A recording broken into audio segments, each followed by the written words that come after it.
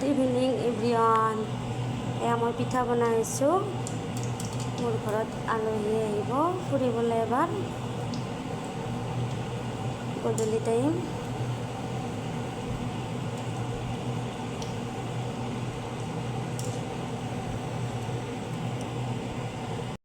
মাহঁতৰ ধান খেতি কৰিছিলে, তো ঘৰৰ ধানৰ চাউলৰ গুড়িৰ পিঠা দেখিছেনে গাইজ, কি ফুলিছে, ফুচকা যেন হৈছেনে?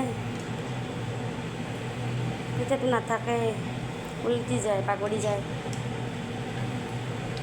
ইয়াক এনেকৈ থ'ব লাগিব। দুটা হৈ গ'ল ধুনীয়াকৈ। ফুচকাহান পিঠা এয়া গোল গোল। তো ফুচকাহান পিঠা হৈ আছে, বনাই আছোঁ।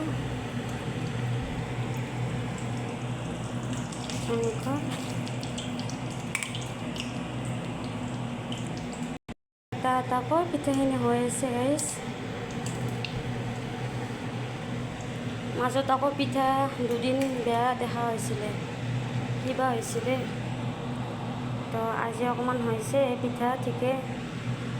আলহীক ভিডিঅ'ত উঠাব যদি দিয়ে তেতিয়াহে আপোনালোকক দেখুৱাম, নহ'লে দেখুৱাব নোৱাৰিম গাইজ, আলহী লাজ কৰিব পাৰে। গাইজ মোৰ পিঠা বনোৱা হৈ গ'ল। পিঠাখিনি কেনে হৈছে গাইজ জনাব।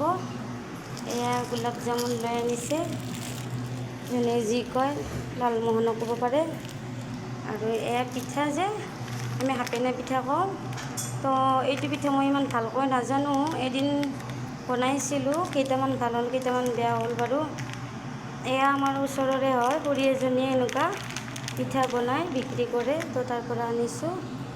কোনোবাই ওচৰে পাঁজৰে থকাবিলাকে ল'ব পাৰিব। ফালে এয়া মোৰ হবিয়ে মাছ লৈ আনিছে মানুহজনে, তো মোৰ অলপ গা বেয়া আছে, তো ধুনীয়াকৈ মাছখিনি ধুব ধৰিছে। অলপমান প্ৰেক্টিচ কৰিব লাগে, মোৰ বেমাৰ আজাৰ হ'লেতো অলপ কৰি দিব পাৰে, একো নাজানে গাইজ, আগত এইবিলাক কৰি পোৱা নাই তো।